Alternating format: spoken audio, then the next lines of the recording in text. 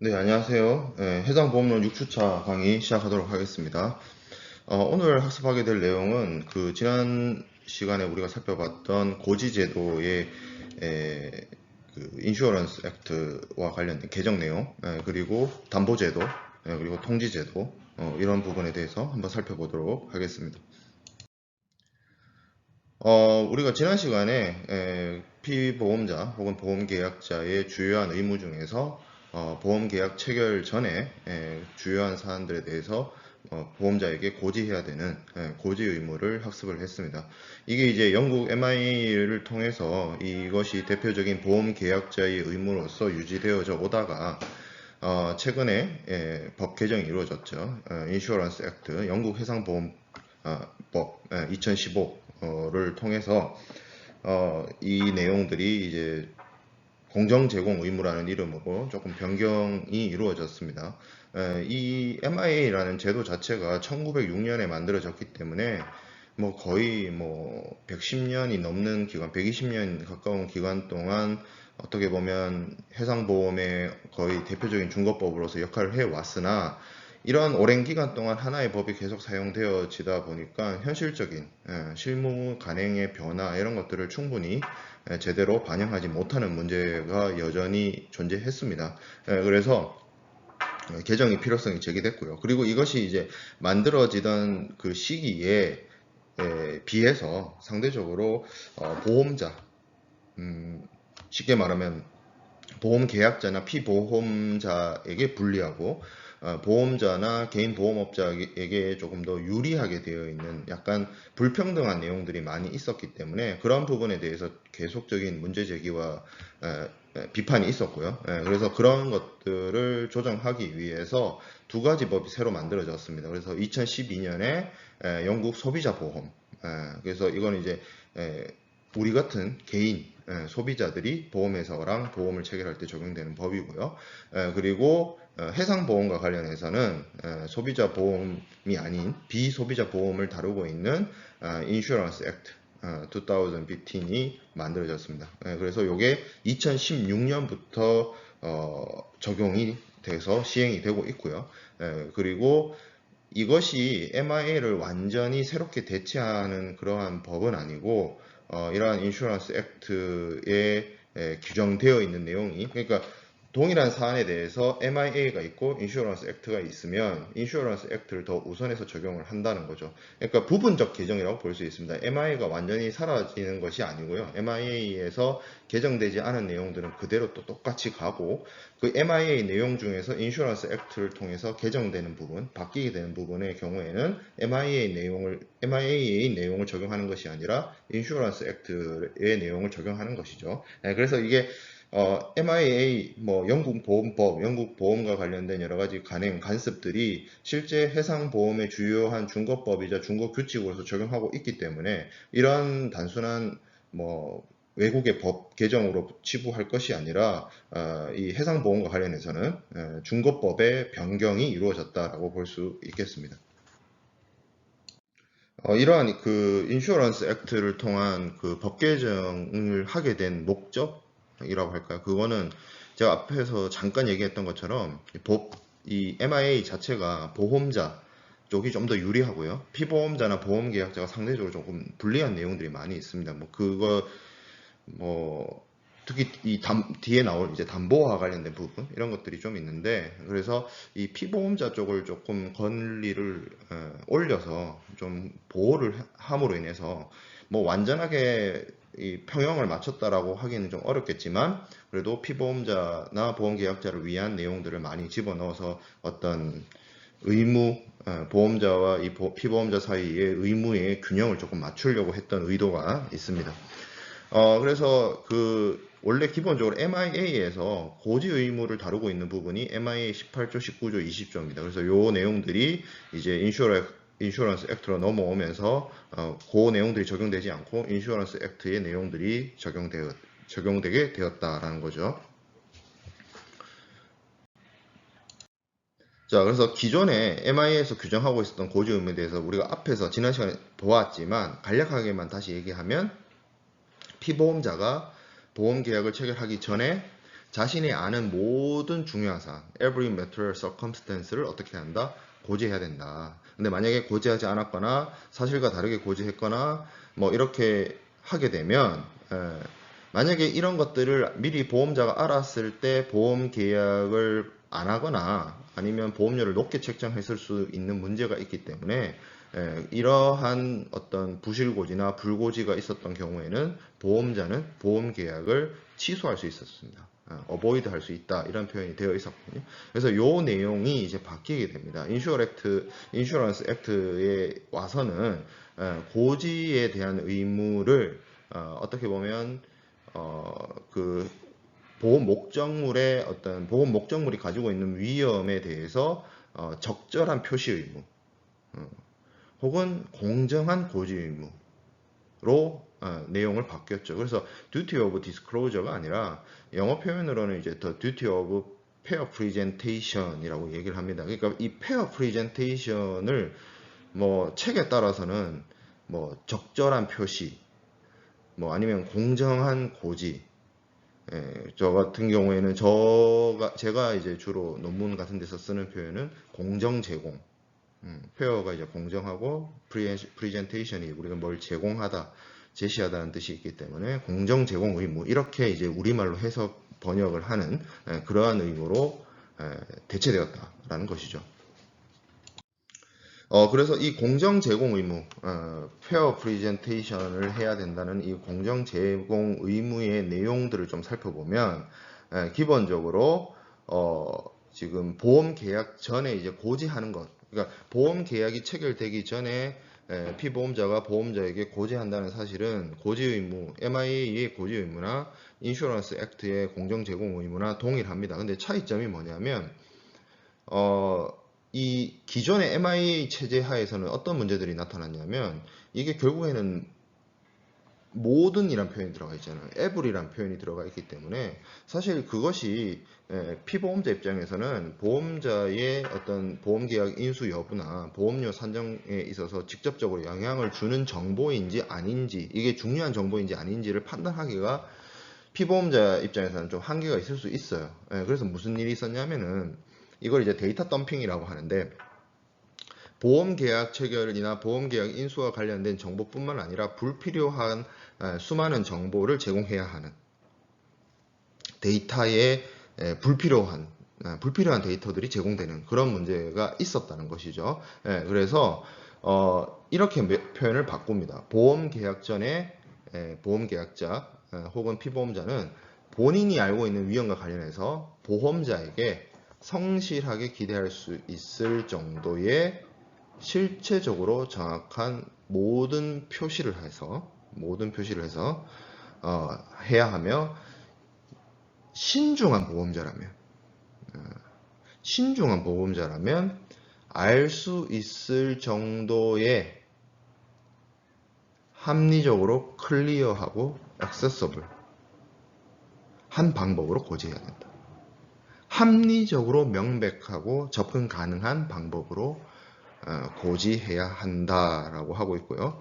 우리가 MIA에서 봤던 고지 의무처럼 공정 제공 의무에 있어서도 공정한 제공 의무에 있어서도 보험자가 미리 알고 있는 사안에 대해서는 고지할 필요가 없다라는 문구가 들어가 있습니다.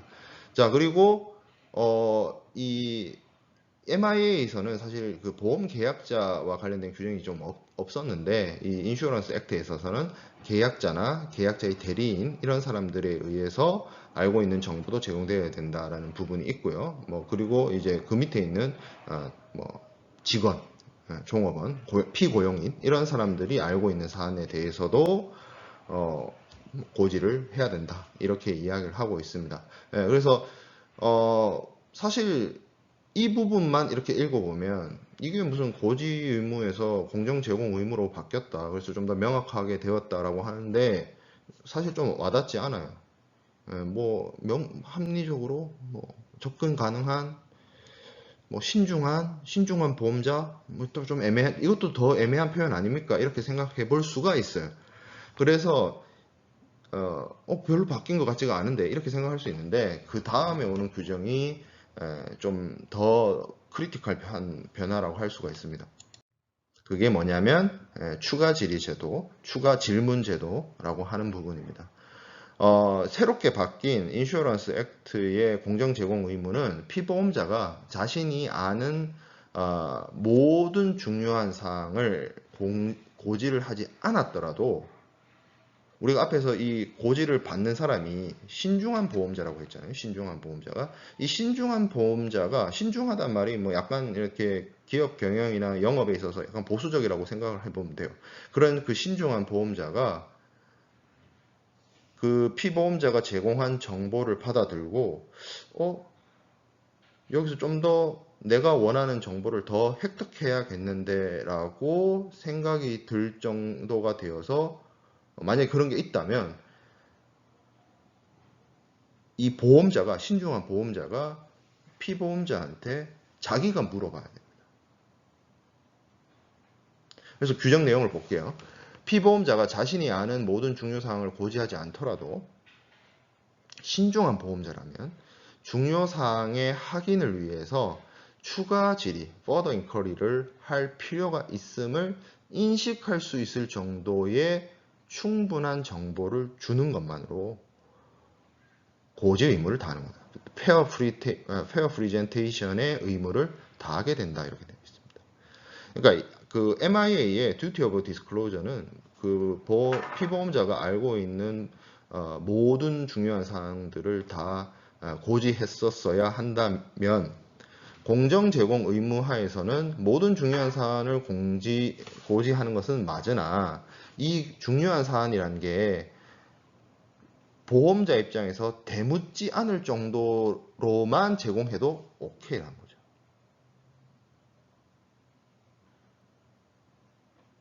그러니까 피보험자가 보험자한테 정보를 준다로 끝나는 게 아니라 정보를 주는데 정보를 받아들인 보험자가 특별히 여기에 대해서 추가적인 정보를 요구하지 않고 수용을 해버려요. 그러면 피보험자가 보험자에게 사전에 고지한 내용이 자신의 의무를 다했다 이렇게 되는 거예요. 만약 그러면 이제 이런 거죠. 앞에서 우리가 MIA에서의 고지 의무 같은 경우에는 이게 뭐 제대로 했는지 안 했는지에 대한 어떤 척도나 기준이 없었는데 이제 공정 제공 의무가 의무로 바뀌고 나서는 제대로 된 척도와 기준이 생긴 겁니다. 제대로 된 척도와 기준이 뭐예요? 네가 대묻지 않을 정도로 내가 정보를 알려줄게가 되는 거예요. 그래서 보험자가 판단했을 때 필요한 정보를 다 획득했어요. 그러면 오케이. 그리고 만약에 부족하면 뭐 해야 돼요? 그거는 그때 가서 피보험자가 아니라 보험자가 피보험자한테 다시 질문하는 거예요. 그러니까 MIA상의 고지 의무는 한쪽이 있는 그러니까 일방의 의무였죠. 피보험자나 보험계약자가 보험자에게 중요한 사안을 알려야 된다. 보험계약 체결 전에. 근데 인슈어런스 액트에서는 뭐로 바뀐 거예요?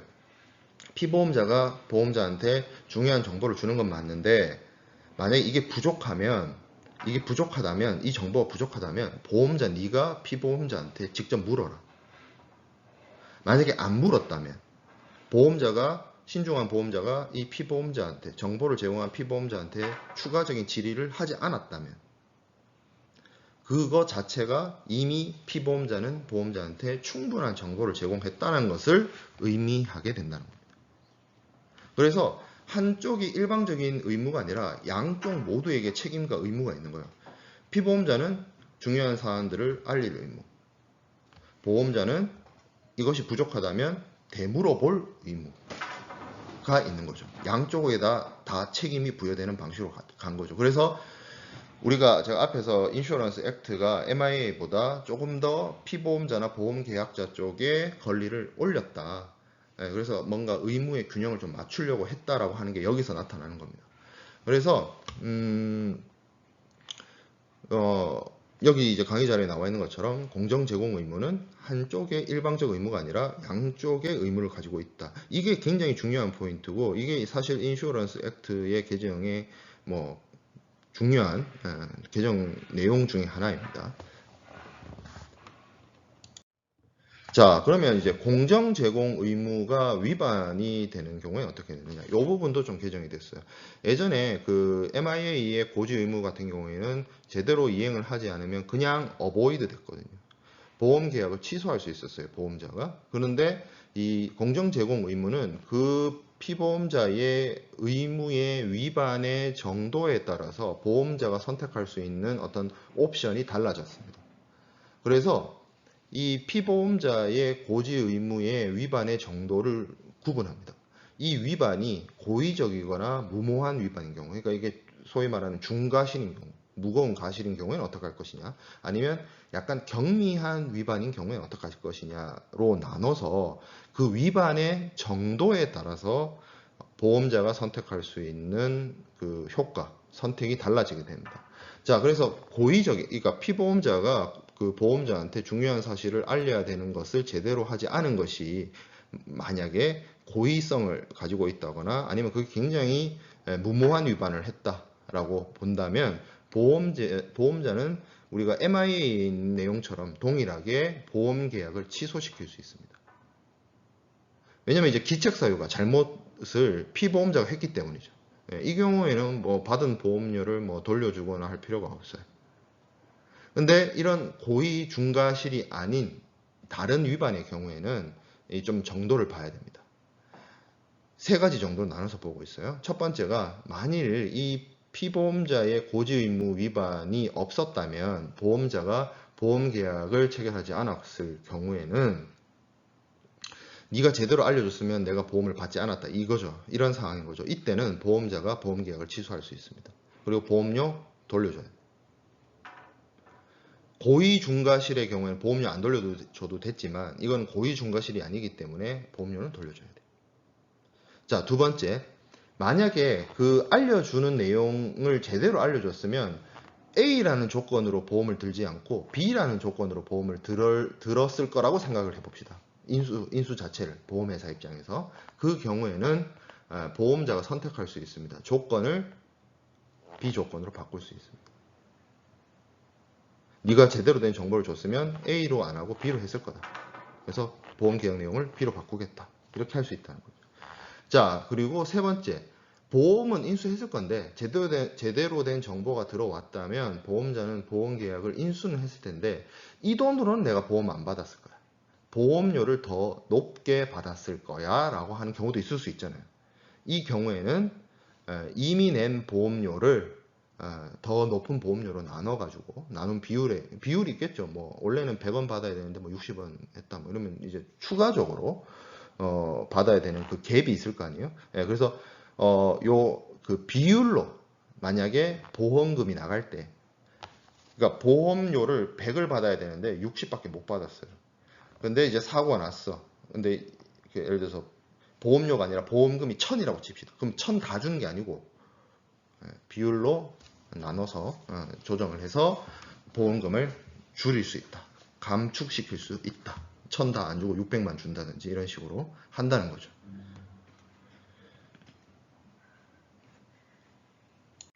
자, 그 다음에 보게 될 내용은 담보제도입니다. 담보제도. 보험 담보. 우리가 보통 담보라고 하면 뭐 은행에 돈을 빌리기 위해서 뭐 맡기는 그런 신용담보를 얘기를 하는데 여기서 보험에서 말하는 담보는 영어 표현으로는 워런티라고 합니다. 그래서 이거를 영어 표현 그대로 워런티라고 하게 되는 경우도 있는데요. 근데 또 여러분들이 알다시피 이 워런티란 말이 일종의 그 보증 이런 뜻이잖아요. 그래서 이게 좀 그래요. 그 교수님들마다 이 워런티, 그러니까 영문은 워런티입니다. 영문으로는 워런티인데 이거를 한국어로 번역을 할 때 담보라고 번역하시는 교수님도 있고 보증이라고 번역하시는 교수님도 있고 뭐 담보 특약, 뭐 약속, 뭐 이렇게 다양한 해석들이 있습니다. 근데 이제 저는 그냥 담보제도, 담보특약이라는 이름으로 부르도록 하겠습니다. 이 담보, 워런티의 어떤 뜻, 개념을 좀 살펴보면 보험자에게 특정 사항을 충족시키거나 이행사항을 이행하도록 보험증권의 보험자가 명시를 해가지고 보험계약이 체결될 때 피보험자가 반드시 지켜야 되는 사안들입니다. 쉽게 말하면 이 담보, 워런티, 담보 특약, 보증도, 보증, 약속, 다 정확하게 말하면 피보험자가 할 일이에요. 피보험자가 보험자한테 지켜야 되는 약속입니다. 그리고 이 약속 중요하죠. 계약에서의 약속이란 게 계약상의 의무를 의미하기 때문에 이 피보험자 입장에서는 반드시 지켜야 되는 것이고, 피보험자가 만약에 이 담보를 지키지 않았을 때 보험자는 면책이 됩니다. 보험자가 면책이 된다는 건 사고가 나도 피보험자한테 보험금을 주지 않겠다라는 뜻을 가지고 있기 때문에 이게 굉장히 중요한 이슈가 될 수 있습니다. 그래서 MIA의 내용을 좀 보면 담보는 피보험자가 특정한 사안에 대해서 하거나 뭘 하거나 아니면 행해지지 않을 것, 하지 않거나 아니면 어떤 조건, 어떤 컨디션을 충족하거나 하는 그런 것들이에요.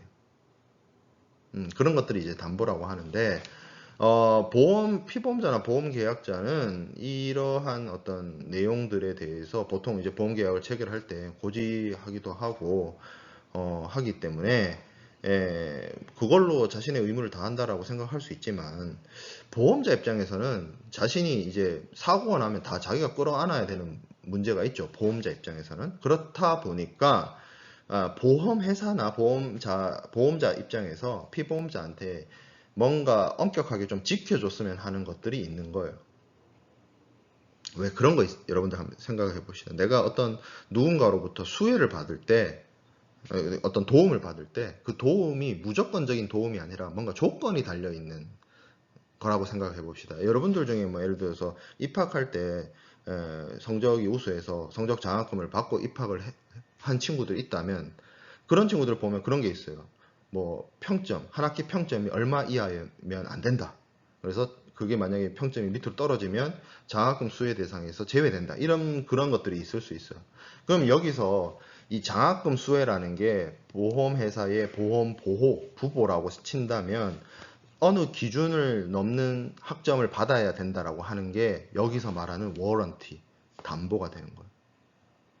담보 특약이 되는 겁니다. 쉽게 말하면 그 장학금 받는 학생이 넘어야 돼, 이 기준, 아주 최소 기준의 학점 평균을 넘어서는 것을 그 학생이 장학금을 받아가면서 워런티 하는 거죠. 약속하는 거죠. 개런티 하는 거죠. 쉽게 말하면. 그런 의미인 거예요. 그러니까 이게 똑같이 보험 계약의 관계에서 온다면 사고가 발생하게 되었을 때 보험자가 피보험자한테 보험금을 주잖아요. 금전적으로 보상을 해주잖아요. 사고에 대해서. 그러면 이걸 받기 위해서는 보험자 입장에서 피보험자가 이래 줬으면 좋겠다. 어느 정도, 요 정도 선은 좀 내가 원하는 대로 좀 해줬으면 좋겠다라고 하는 게 담보라는 거죠. 그래서 이게 사실은 보험자를 위한 장치입니다. 보험자를 위한 안전장치예요. 만약에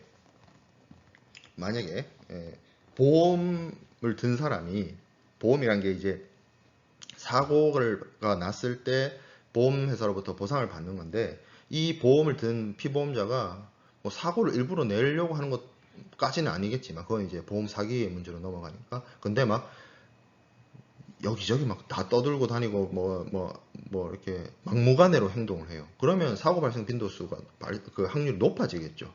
그러니까 보험자 입장에서 뭔가 규제를 하는 거예요. 제재를 하는 거예요. 그러지 말라. 하던 대로 해라. 이런 식으로. 그래서 이거는 보험자를 위한 안전장치이자 피보험자가 반드시 지켜야 되는 약속을 가지게 됩니다. 이 담보는 그래서 매우 그 보험 계약에 있어서 중요하고, 피보험자의 입장에서도 정말 중요한 피보험자 의무 중에 하나입니다. 자, 담보의 종류는 두 가지예요. 명시담보가 있고 묵시담보가 있습니다. 이 두 가지 명시담보와 묵시담보 안에 또 명시담보의 종류가 쭉 있고요. 묵시담보는 상대적으로 두 가지가 있는데, 우리가 명시, 묵시하면 계약에서 보면 명시하다라는 거는 뭔가 이게 텍스트로 써놨다, 명확하게 써놨다는 거고, 묵시담보라고 하는 건 뭐예요? 대표적으로 왜 불문율이라고 하는 것들 있죠.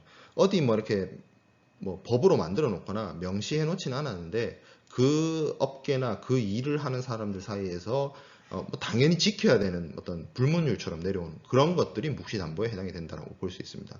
자, 그럼 명시담보의 사전적인 정의를 보면 담보의 내용이 보험증권, 보험계약을 체결했을 때 발행되는 보험증권상에 기재되어 있고 아니면 뭐 보험증권에 첨부되어 있고 아니면 그 명시담보의 내용을 보험계약을 체결한 당사자들이 읽어볼 수 있고 확인해 볼 수 있는 뭐 타이핑되어 있거나 인쇄되어 있거나 이런 방식으로 명확하게 규정되어 있고 기입되어 있는 그런 것들을 명시담보라고 합니다. 묵시담보에 반대되는 개념이고요. 주로 이제 뭐 항해와 관련된 선박의 항해와 관련된 내용이라든지 뭐 그런 내용들이 주로 이 명시담보에 해당이 됩니다. 그리고 이 명시담보는 매우 중요합니다. 만약에 그 보험증권이나 이런 곳에 명시담보의 내용과 좀 상충되는 내용이 있다라고 하면 그거보다 이 명시담보, 워런티의 내용이 더 우선하게 됩니다. 보험자와 피보험자의 법률 관계에 있어서.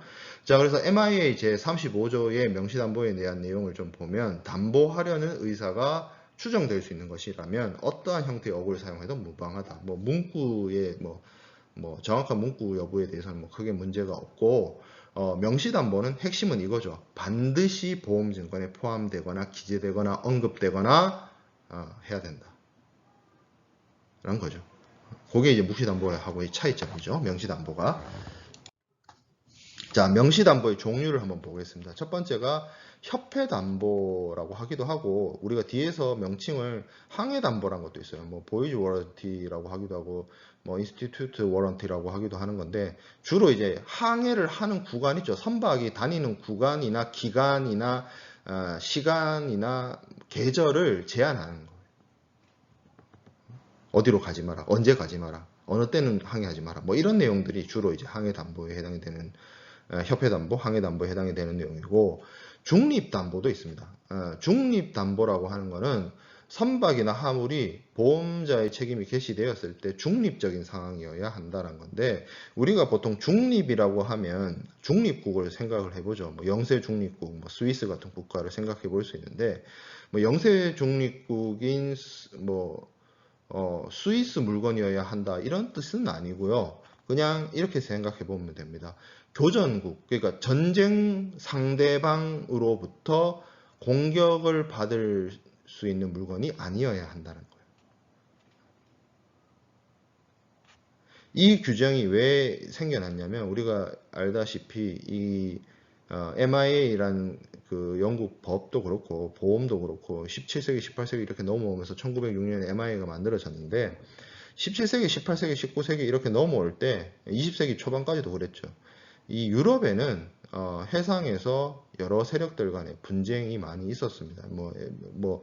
무적 함대를 앞세운 스페인이 영국으로 쳐들어간 사건도 있었고, 그리고 영국하고 네덜란드의 그 영난 전쟁 이런 것도 있었고, 영국하고 미국 독립 전쟁도 있었고, 남북 전쟁도 있었고, 그리고 이제 최초의 세계 대전이라고 할 수 있는 7년 전쟁 이런 것도 있었고, 아니면 이제 독일의 통일을 위한 보호 전쟁이라든지 이런 전쟁들이 쭉 있었어요. 17세기, 18세기. 그리고 20세기에 넘어와서는 세계 1차 대전, 세계 2차 대전 이런 유럽에 사실 그 한 2, 300년간 그 산업화 이후, 르네상스 산업화 이후에 중세에서 근대로 넘어오는 그 시점에 유럽에서는 정말 전쟁이란 것이 비일비재를 했고 그러다 보니 이 상선, 국제 무역을 하는 상선들이 공격의 대상이 되거나 더 나아가서 샤락선이라고 해가지고 국가가 허용하는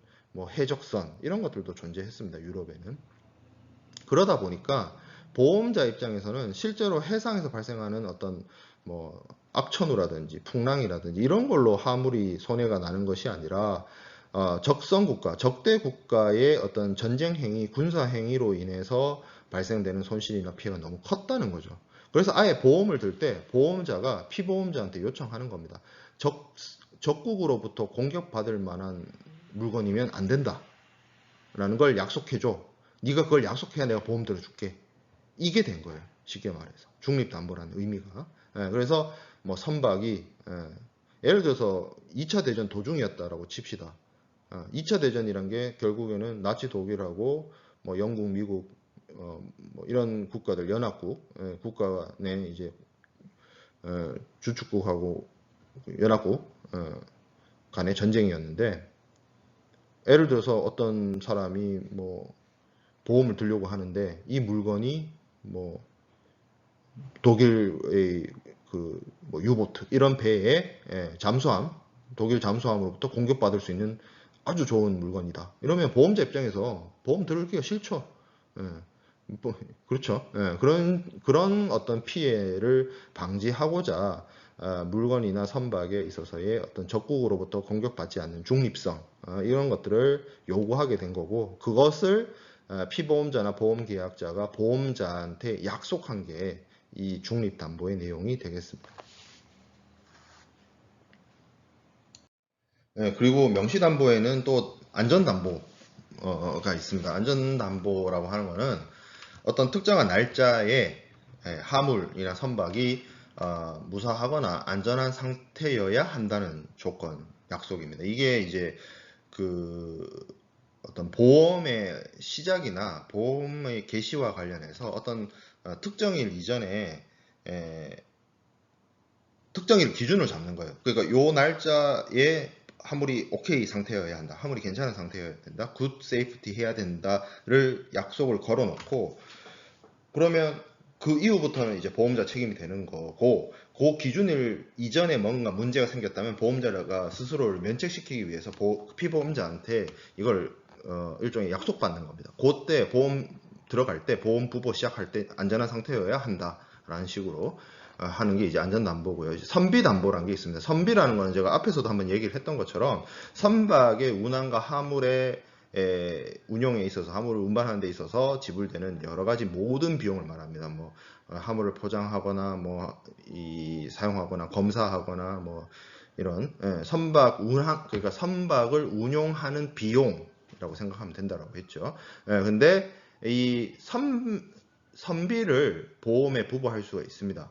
그렇다 하더라도 선박 보험을 할 때 그 배 그 자체 있죠. 쇳덩어리. 이 쇳덩어리도 쉽게 말해서 보험을 들고 이 쇳덩어리를 운용해서 해상 사업을 하는 데 있어서의 그 추가되는 투자되는 비용도 보험에 든다는 거예요. 쉽게 말해서. 근데 이 추가되는 그 선박 운용 비용에 대한 보험을 그 쇳덩어리인 선체 보험에 예를 들어서 이게 선박의 보험의 어떤 보험 금액이 예를 들어서 1000이라고 치면 선박에 투자되는 이 선비는 거기에 25%인 250을 넘겨서는 안 된다는 겁니다. 이게 선박 보험의 핵심은 선체잖아요. 말 그대로 배 그 자체, 그 자체고 거기에 이제 추가로 그 보험을 넣을 수 있는 게 이 선박을 운영하기 위한 여러 가지 투자금인데 이게 만약에 25%를 넘어가게 되는 상황이 발생되면 뭐 어떤 쉽게 말하면 이런 거죠. 배보다 배꼽이 커지는 상황. 그런 상황을 좀 막고자 좀 더 깊게 이게 왜 이렇게 정해놨냐라고 하면 그 일종의 그 예전에 피보험자들이 요런 그 선박보험과 선비보험 요런 거를 이용을 해서 약간 꼼수를 많이 부렸어요. 그러니까 선체에 대해서는 보험 금액을 좀 적게 들고 이 선체 그 배 자체 헐 인슈어런스를 좀 그 보험 금액을 좀 낮게 하고 선비에 대해서 이제 보험을 세게 넣어가지고 뭐 보상을 많이 받고 보험료는 줄이고 뭐 이런 꼼수를 많이 부렸기 때문에 아예 이제 보험회사들이 이 선비에 대해서는 선박보험 금액의 25%를 넘지 못하도록 아예 규정을 해 놓았습니다. 자, 그리고 항해담보 앞에서 이제 협회담보도 얘기했는데 이걸 항해담보라고 하기도 합니다. 그래서 어떤 특정한 지역으로 가지 마라 라고 하는 거예요. 대표적으로 뭐 발틱해라든지 북아메리카라든지 북극해라든지 베링해라든지 북아메리카가 그 샌디에고나 샌프란시스코를 말하는 게 아닙니다. 뭐 멕시코 칸쿤 이런 데 얘기하는 거 아니에요. 쿠바 이런 데 얘기하는 거 아니에요.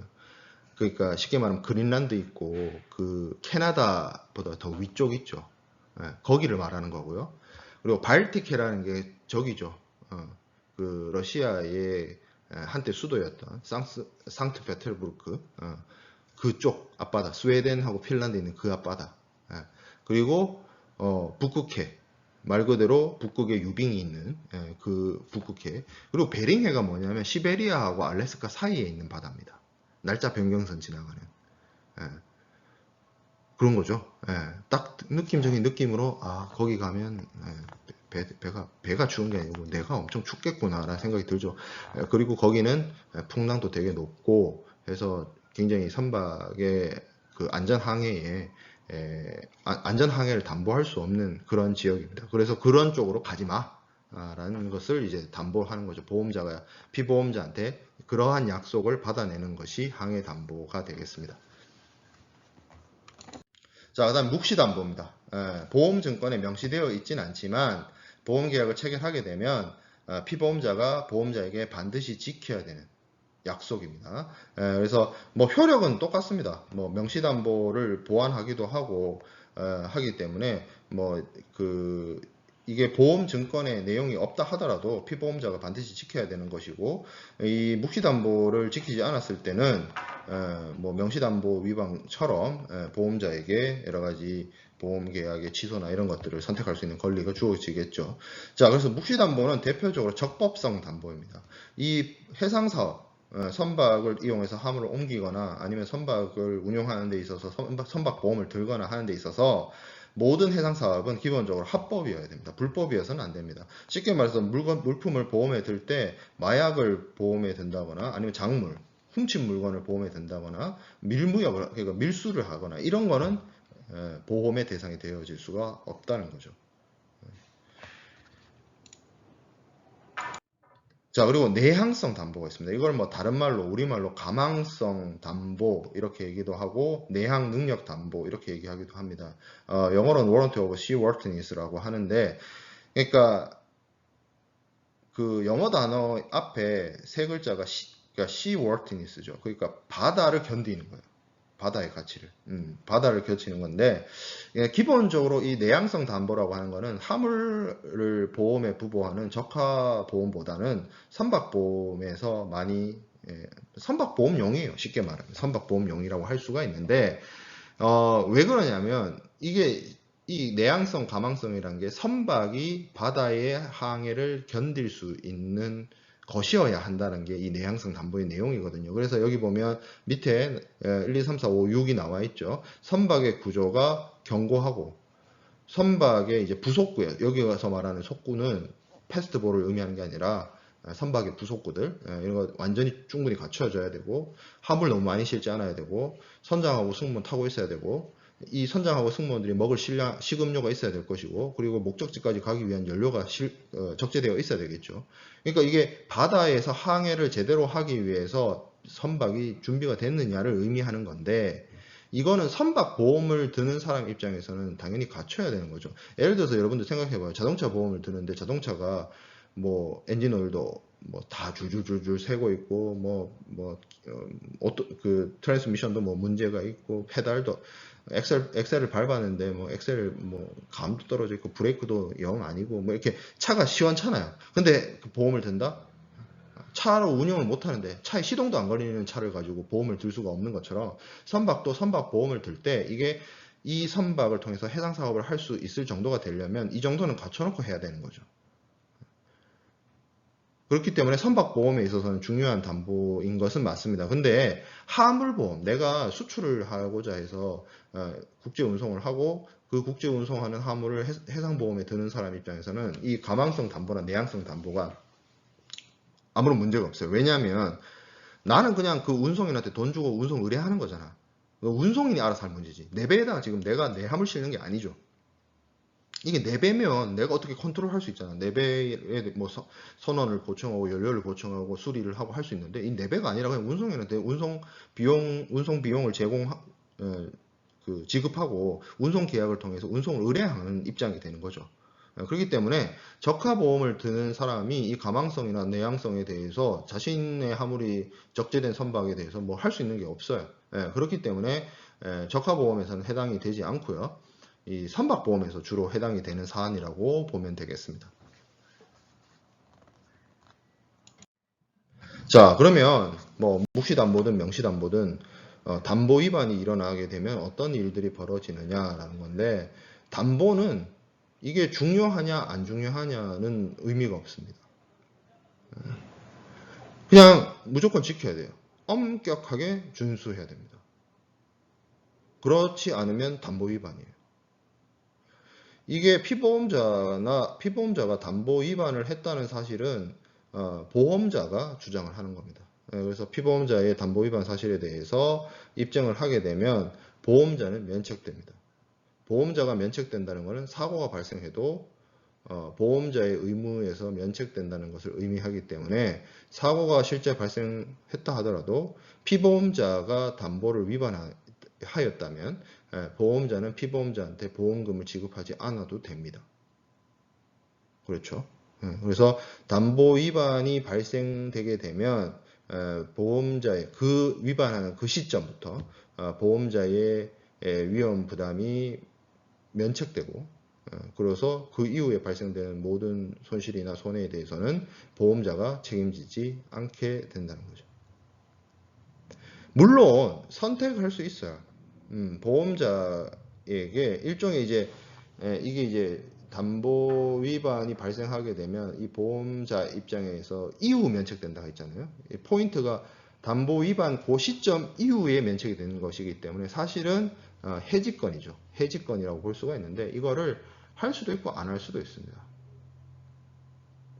그래서 이런 게 나와 있죠. 그래서 여기 지금 MI 제 33조에 이 말이 있습니다. 담보 위반인 경우에는 그때 책임을 면한다. 보상 책임을 그때 면한다라는 거죠. 자, 근데 담보 위반이 허용되는 경우도 있어요. 담보 위반이 허용되는 경우가 있는데 이게 이제 MI 제 34조에 규정이 되어 있습니다. 그러니까 앞에서 제가 했죠. 보험자가 그러니까 피보험자가 담보 위반을 했어요. 담보 위반을 했으면 그 이후에 보험자가 면책이 된다고 했는데 보험자가 그러한 담보의 위반을 기초로 해서 보험계약의 어떤 해지나 면책을 주장할 수도 있고 안 할 수도 있어요.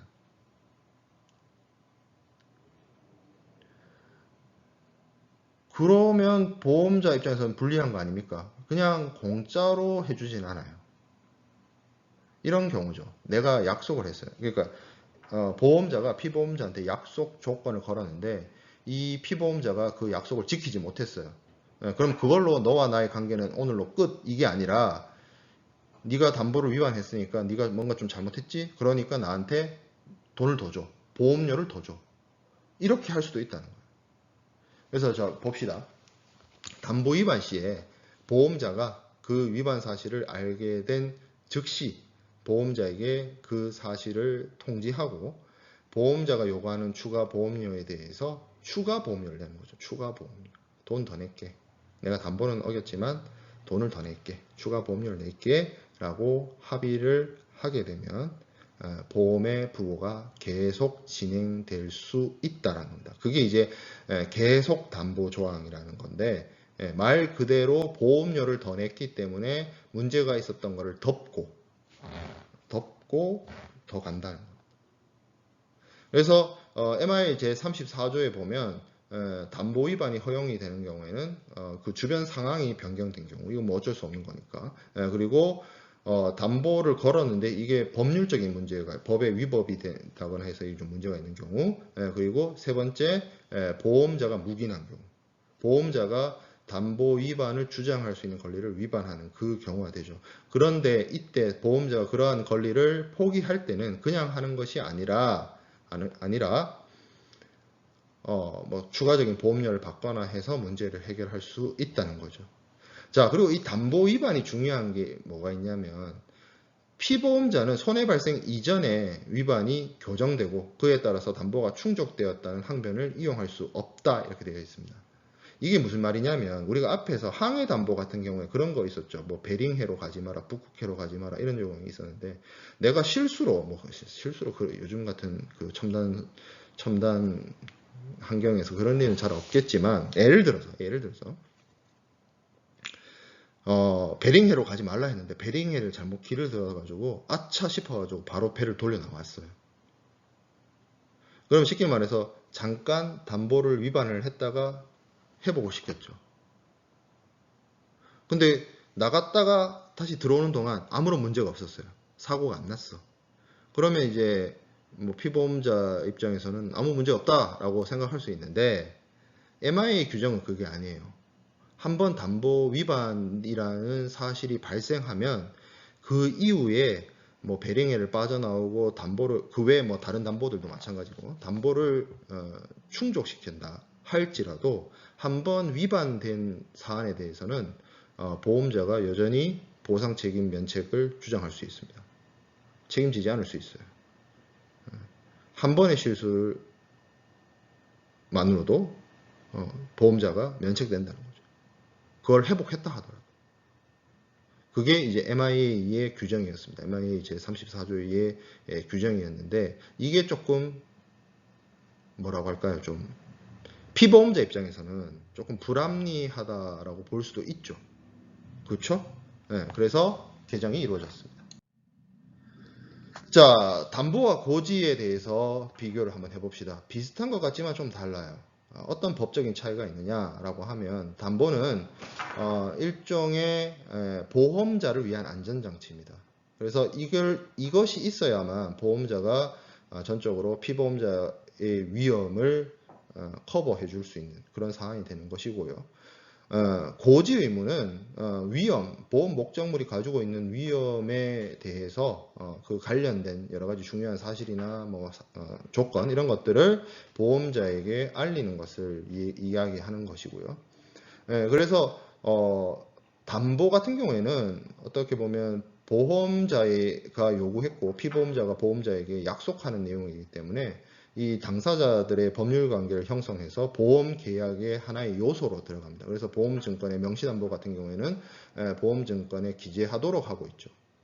근데 고지 의무 같은 경우에는 이거는 보험 계약이 성립되기 전에 하는 거예요.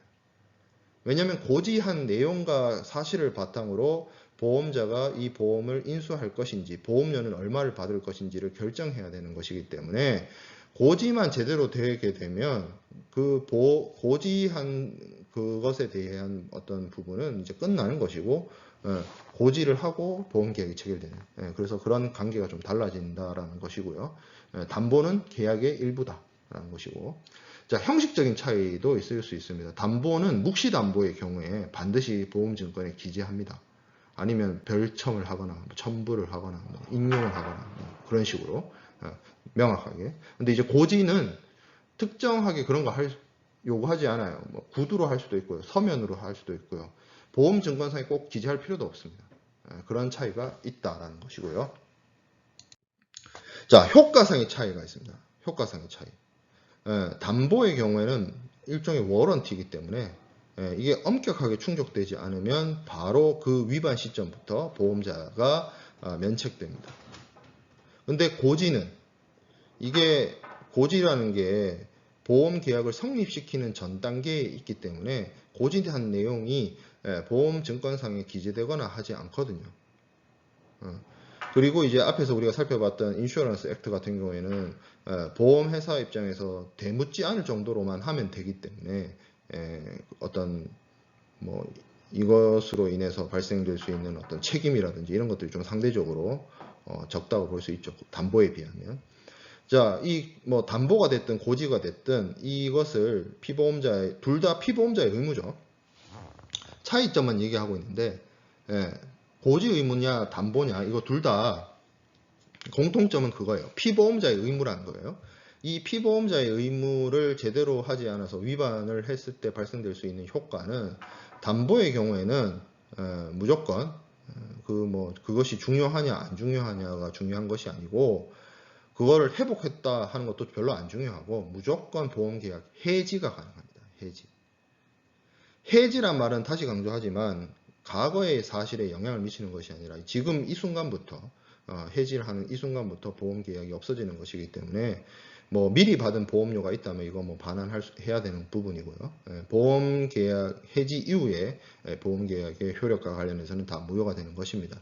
자, 고지 의무는 이걸 바탕으로 고지를 한 사안들을 바탕으로 보험 계약이 체결되는 것이기 때문에 이 고지가 뭔가 사기에 있거나 불고지했거나 한 것이 있다면 보험 계약 그 자체가 무효가 됩니다. 보험 계약 그 자체가 처음부터 있어서는 아니 되는 애가 돼버려요. 보험 계약 그 자체가 처음부터 있어서는 아니 되는 애가 돼버리기 때문에 보험료 같은 경우에는 전부 반환이 돼야 되죠. 그런 이슈가 있습니다.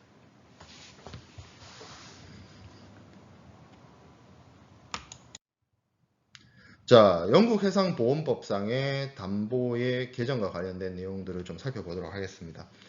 기존에 이 담보와 관련해서 MIA 규정을 좀 살펴보면 피보험자의 특정한 사항의 이행 혹은 뭐 상태, 조건 이런 것들에 대한 피보험자가 보험자에게 하는 약속이었는데 이것의 경우에는 그것을 만약에 위반 사실이 있다라고 하면 그것이 회복되었는지 여부를 불문하고 그 위반 이유에 대해서 보험자가 면책되는 것이 원칙이었어요. 이것이 일종의 너무 보험자에게 유리하고 피보험자 또는 보험계약자에게 조금 불리하게 되어 있는 내용이라고 판단이 되었는데 인슈런스 액트로 넘어오면서 그 방식이 바뀌게 되었습니다. 쉽게 말해서 담보를 위반했을 때 담보 위반이 한번 일어났다고 해서 절대 회복할 수 없는 보험자 면책이 되는 것이 아니라 보험 사고가 발생되기 전에 이것이 회복되면, 리커버리 되면, 치유되면 보험자는 그 치유된 이후에 발생된 보험 사고에 대해서 면책되는 것이 아니라 책임을 집니다. 보험자가 책임을 진다는 건 보험금을 보험자가 피보험자에게 지급하게 된다는 거예요. 보험자 책임이 있다는 거죠. 회복이 되면. 담보 위반을, 그러니까 MIA는 담보 위반하면 그걸로 끝.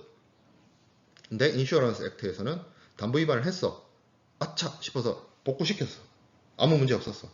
그러고 나서 사고가 나면 MIA 기준으로는 위반을 한번 하면 끝이기 때문에 보험금이 안 나오지만 인슈어런스 액트에서는 나올 수 있다. 라는 겁니다.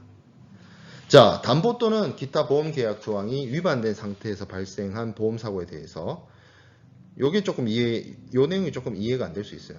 그러한 위반이 실제로 발생한 보험 사고와 동일한 유형의 사고의 위험을 증가시키지 않았다는 점을 누가 입증? 피보험자가 입증하면 담보 위반에 대한 면책을 주장할 수가 없게 됩니다. 그러니까 예전에는 예를 들어서 담보 위반이 있었다고 칩시다. 담보 위반이 있었어요. 아주 사소한 담보 위반이 있었어요. 근데 이 담보 위반하고 전혀 상관없는 사유로 사고가 났어요. MIA 기준에는, MIA가 통제를 하는 시대에서는. 그러면 이미 이 아무리 사소한 거라도 담보 위반이 일어났기 때문에 전혀 다른 사유로 사고가 발생했다 하더라도 보험자는 면책이었어요. 보험금을 받을 수가 없었어요. 피보험자 입장에서. 근데 이 내용도 바뀌었죠. 인슈런스 액트에서. 인과관계까지는 요구하는 건 아닌데 뭐가 있어야 되느냐. 담보에 대한 위반과 사고 사이에 동일한 유형에 해당되어서 이것이 뭔가 사고 발생 가능성을 키우는 사안이어야만 보험자가 면책을 주장할 수가 있습니다. 지금 이렇게 얘기하니까 조금 이해가 안 와닿죠? 예시를 한번 들어볼게요. 자, 물론 이 지금 예시를 들고 있는 건 해상보험과 관련된 사안은 아닙니다. 그냥 이거는 이 인슈런스 액트의 개정을 주도한 영국의 법위원회 로우 커미션에서 예시로 설명해 준 거예요. 제가 만든 예시가 아니에요. 이건 제가 만든 예시가 아니라 인슈런스 액트를 제정을 주도했던 곳에서 이 지금 앞에서 제가 얘기했던 담보에 대한 내용을 설명하면서 그 책에서 예시를 들고 있는 내용을 그대로 가져왔습니다. 자, 첫 번째 볼게요. 건물이 있어요. 건물이 있는데 그 건물 안에 뭐 어떤 물건이 있어가지고 보험을 들었어요. 그래서 피보험자가 거기에 뭔가 도난 같은 걸 방지하기 위해서 출입 경보기를 설치를 해야 된다는 워런티가 있어요. 보험을 드는데 출입 경보기 달아라라고 보험회사가 요구했는데 안 했죠. 근데 홍수가 났어요. 홍수로 인해서 이 화물이 물에 젖었겠죠. 그렇죠?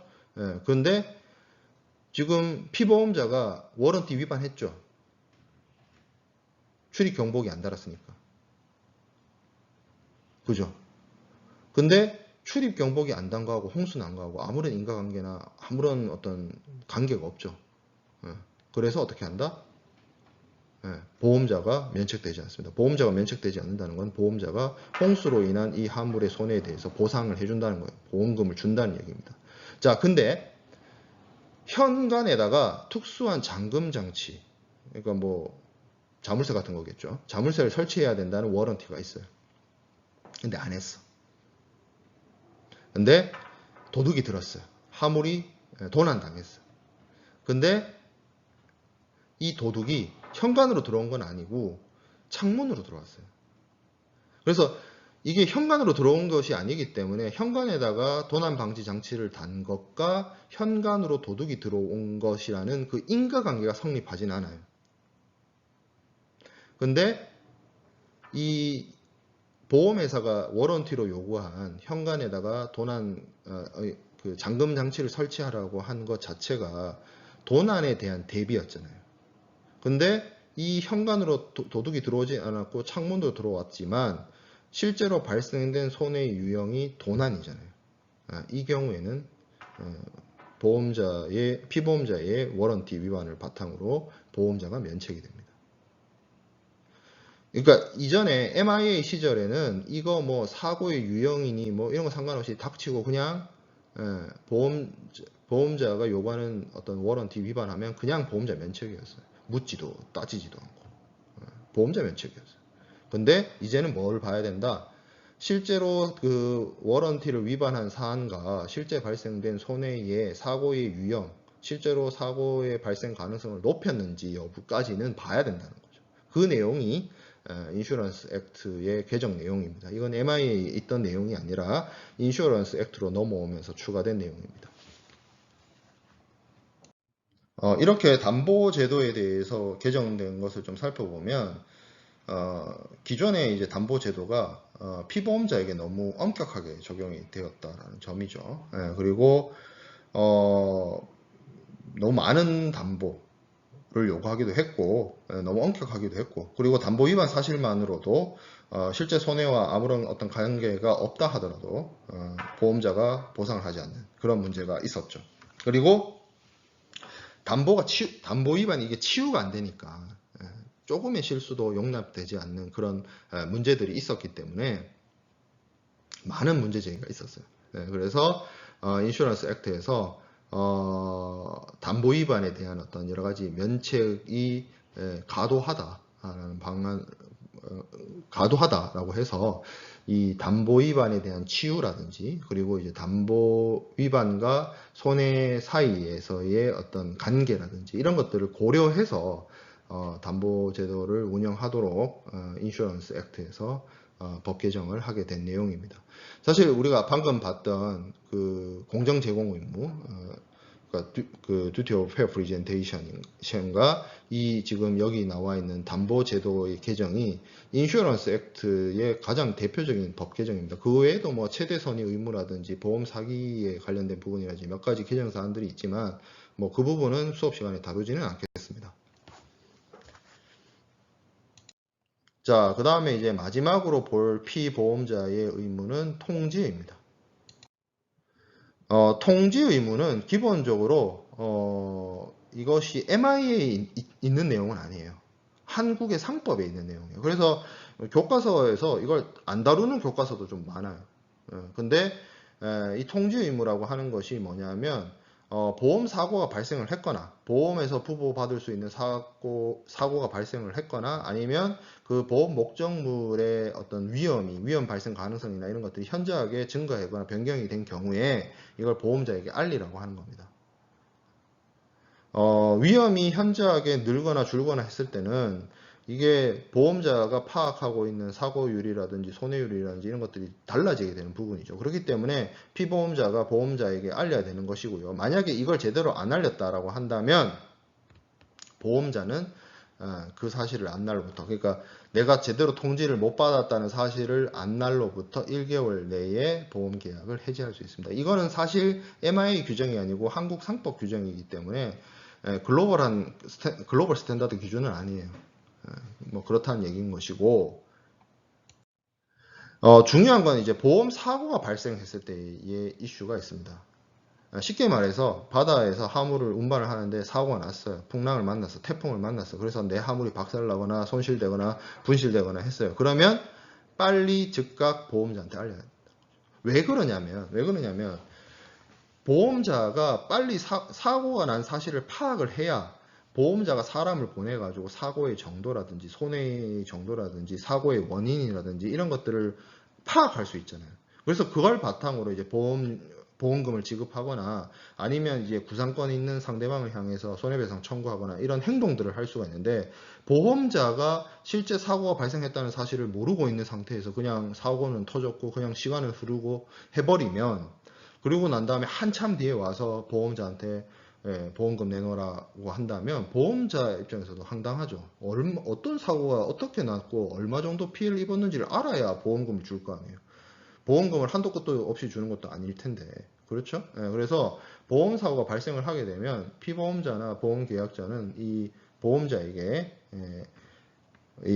그 사고 발생 사실에 대해서 지체 없이 통지를 하도록 하고 있습니다. 만약에 이걸 제대로 안 하면 경우에 따라서는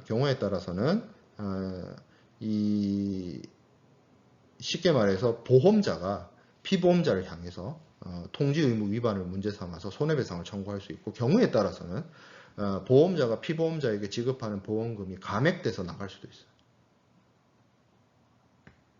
그렇기 때문에 가장 중요한 피보험자의 의무에 해당이 된다고 볼 수 있겠습니다. 그래서 우리가 쭉 지금 피보험자가 해야 되는 의무들을 살펴봤어요. 고지, 공정 제공, 그리고 담보, 그리고 통지를 받고, 보험료 납부. 보험료는 우리가 전전 시간에 있죠. 보험료 납부. 자, 그러면 피보험자가 이런 행동들을 합니다. 그리고 보험 계약을 체결을 하게 되죠. 그렇게 되면 거기에 따라서 보험자는 보험 목적물을 이제 커버하고 보험 계약 이제 보험 목적물을 커버하기 위한 보험 계약을 체결하게 되는데, 그러면 보험자가 할 일은 끝인가요? 아니죠. 보험을 들었다고 해서 그 보험 목적물에 발생한 모든 사고를 보험자가 책임지는 건 아닙니다. 사고가 났다면 그 사고에 따라서 보험자가 책임지는 게 있고 보험자가 면책되는 게 있어요. 자, 그리고 사고라는 것도 우리가 사고가 났을 때 그 보험 목적물이 완전히 박살나거나 없어지거나 사라지거나 하는 경우도 있지만 부분적 손해도 있을 수 있잖아요. 100개를 보냈는데 100개가 다 안전하게 도착한 건 아니지만 95개는 안전하게 도착을 했고 5개는 분실됐고 이런 문제도 발생할 수 있잖아요. 그렇기 때문에 우리가 이제 다음 시간에 학습을 하게 될 내용은 해상에서 발생 가능한 해상 손해, 그리고 그 해상 손해에 따른 해상 위험, 해상 사업에 위협을 가할 수 있는 해상 위험, 그리고 그 해상 위험에 따라서 발생될 수 있는 여러 가지 손해의 형태에 대해서 학습을 해 보도록 하겠습니다. 사실 여기까지는 이 피보험자 의무까지는 조금 내용이 그렇게 어렵진 않았을 거라고 생각이 듭니다. 여러분들한테. 그리고 사실 추석 연휴가 껴있고 해서 뭐 진도를 조금 그렇게 집중적으로 많이 나가진 않았는데 지금부터는 굉장히 어렵습니다. 지금부터는 좀 여러분들이 체크해야 될 사안도 많고 확인해야 될 사안도 많고 경우에 따라서는 뭐 숙지해야 될 내용도 좀 많아질 거라고 생각이 듭니다. 여기서 해상 위험을 나가기보다는 해상 위험부터 또 제대로 해야 된다는 생각이 좀 들어서 여기서 좀 끊고 가도록 하겠습니다. 네, 수고했습니다.